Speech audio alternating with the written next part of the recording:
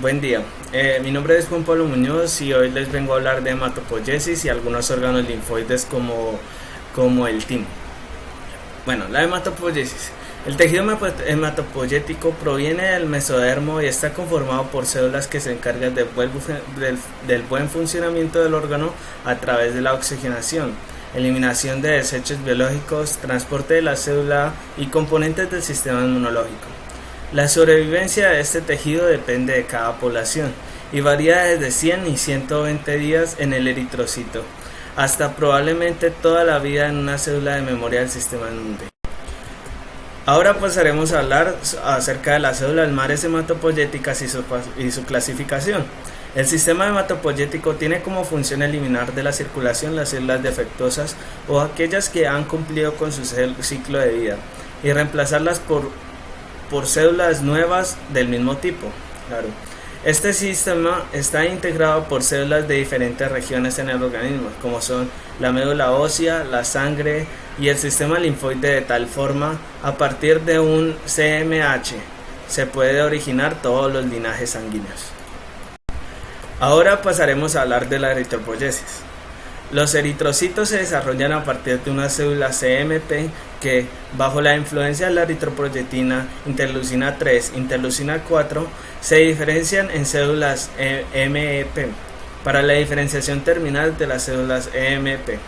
En el linaje eritroide definitivo se necesita la expresión del factor transcripción GATA1 para la diferenciación terminal de las células EMP. En el linaje eritroide definitivo se necesita la expresión del factor de transcripción GATA1.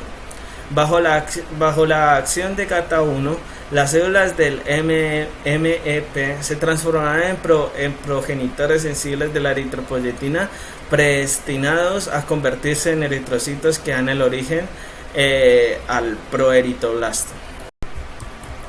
El proeritroblasto genera el eritroblasto basófilo. Es más pequeño y cada vez más heterocromático,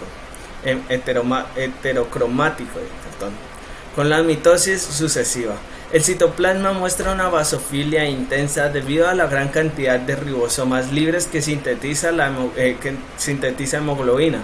La acumulación de hemoglobina en la célula cambia gradualmente la reacción de tinción del citoplasma, de modo que al teñirse con la eosina, comienza a teñirse con la eosina. En la etapa en que el citoplasma muestra acidofilia debido a la tinción de la hemoglobina y basofilia debido a la tinción de los ribosomas, la célula se denomina eritroblasto policromatófilo. La próxima etapa de la eritropoyesis es la del eritroblasto autocromatófilo. Esta célula tiene un pequeño núcleo compacto e hipercromático. El citoplasma es eosinófilo debido a la gran cantidad de hemoglobina. Solo es apenas más grande que un eritrocito maduro. En esta etapa, el eritroblasto autocromatino ya no es capaz de dividirse. En consecuencia, los eritrocitos policromatófilos también son llamados reticulocitos. Ahora comenzaremos a hablar de la trombopoyesis. La trombocitopoyesis, a partir de los progenitores de la médula ósea, es un proceso complejo de división y diferenciación celular que requiere el apoyo de las interleucinas, factores estimulantes de colonias y hormonas, por supuesto. Los trombocitos derivan de una célula progenitora de megacariocitos que se diferencian en la célula progenitora predestinada a convertirse en el megacariocito y por último en un megacariocito. Las plaquetas se forman en la médula ósea a partir de la misma célula progenitora mieloide común que las series eritroides y mieloides. Bajo la influencia del factor estimulante de colonias de granulocitos macrófagos y la interleucina 3, un citoblasto CMP se diferencia a una célula progenitora de megacariocitos eritrocitos bipotencial.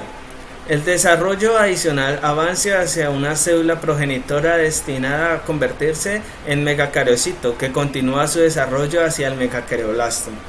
La célula se convierte en megacariocyto productor de plaquetas, una célula de 50 milímetros a 70 que producen o que ayudan a la maduración de estas células que acabamos de mencionar, por ejemplo los linfocitos T. Ahora hablaremos de la histología del timo.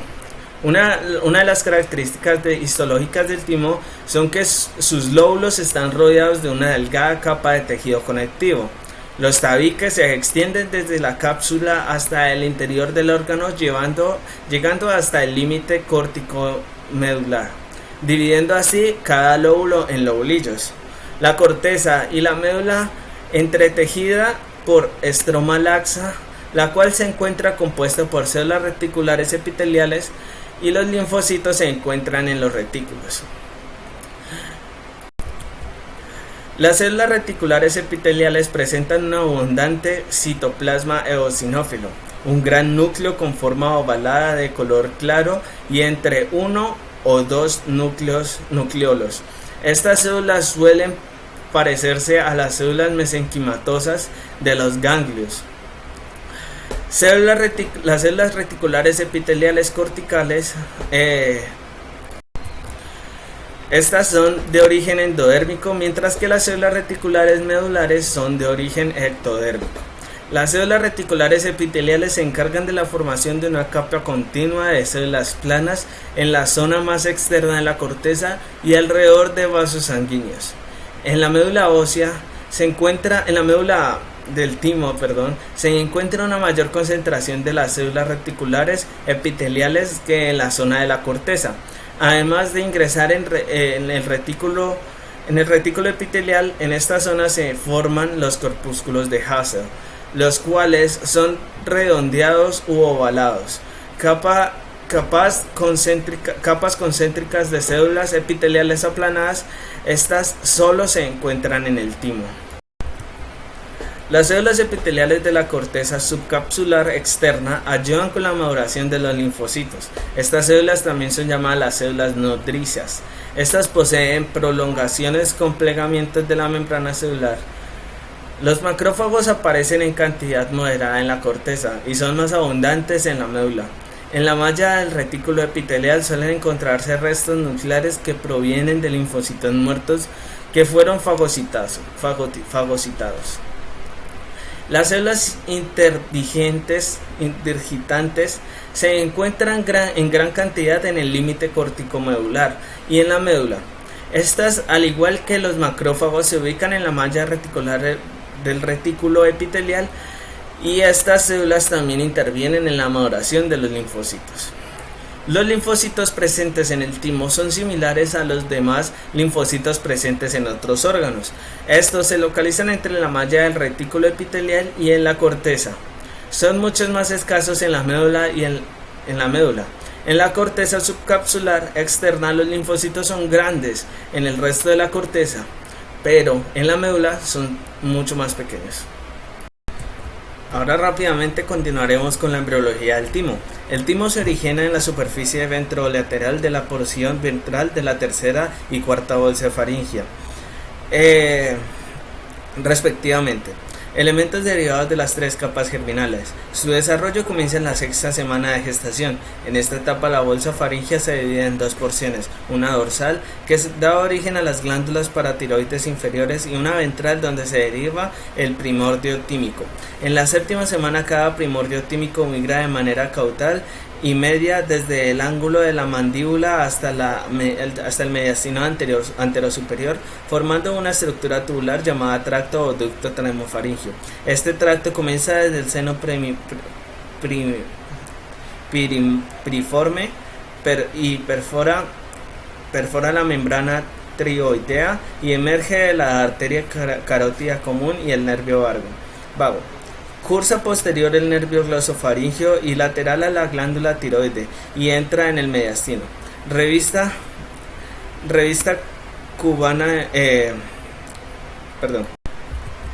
Hacia la octava semana, los primordios tímicos se fusionan en la línea y desciende adoptando su posición característica en el mediastino anterosuperior.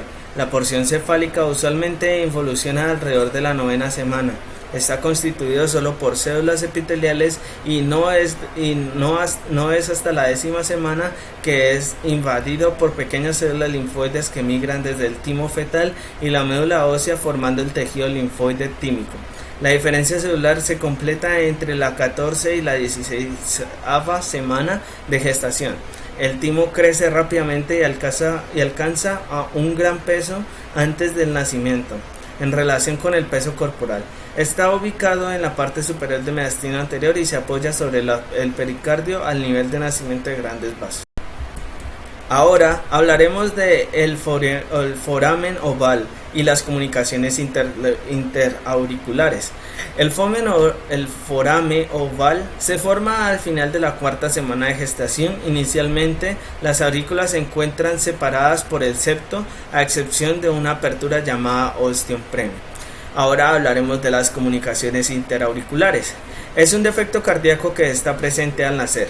Mientras el bebé se desarrolla en el útero, se forma una pared llamada tabique interauricular, que divide la cámara superior en aurícula izquierda y derecha. Cuando la pared no se forma correctamente, esto puede provocar una anomalía que permanece después del nacimiento. Esto se denomina comunicaciones interauriculares o CIA. ¿Cuál es la causa de la comunicación interauricular? Normalmente la sangre no puede circular entre las dos cámaras superiores del corazón. Sin embargo, la CIA permite que esto ocurra. El corazón se forma durante las primeras 8 semanas de desarrollo fetal. Al principio es un tubo hueco, luego se desarrolla dentro de un tubo los tabiques o paredes que separan al lado derecho al izquierdo en el corazón.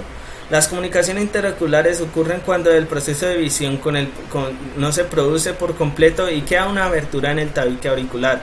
Algunos defectos cardíacos congénitos pueden tener un vínculo genético debido a una anomalía cromosómica que provoca que los problemas cardíacos se presenten en mayor frecuencia en ciertas familias. La mayoría de las comunicaciones interauriculares ocurren por casualidad sin ninguna razón evidente para que se desarrolle.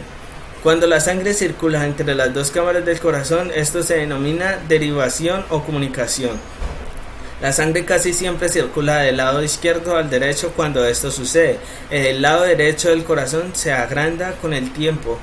Con el tiempo se puede acumular presión en los pulmones. Cuando esto sucede, la sangre que circula a través del defecto iría luego de derecha a izquierda. Si esto ocurre, habrá menos oxígeno en la sangre que va al cuerpo.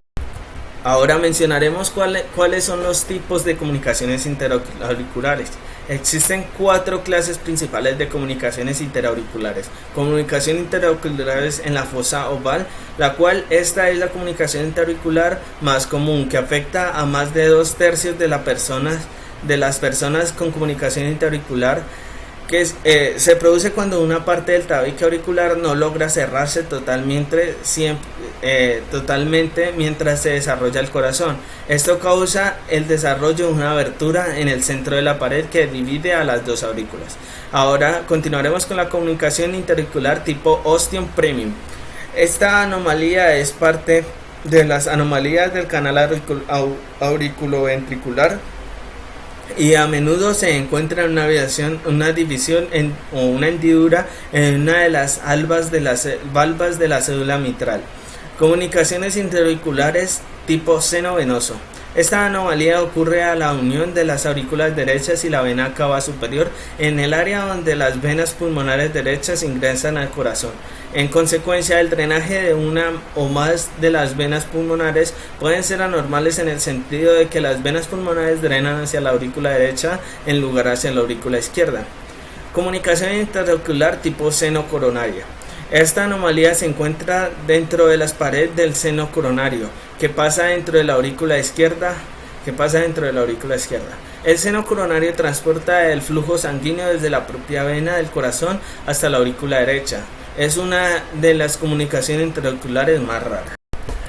Okay, I hope you enjoyed the video, and if you want to see more videos like this, like the video, subscribe to the channel and click on the bell. Thank you, see you later.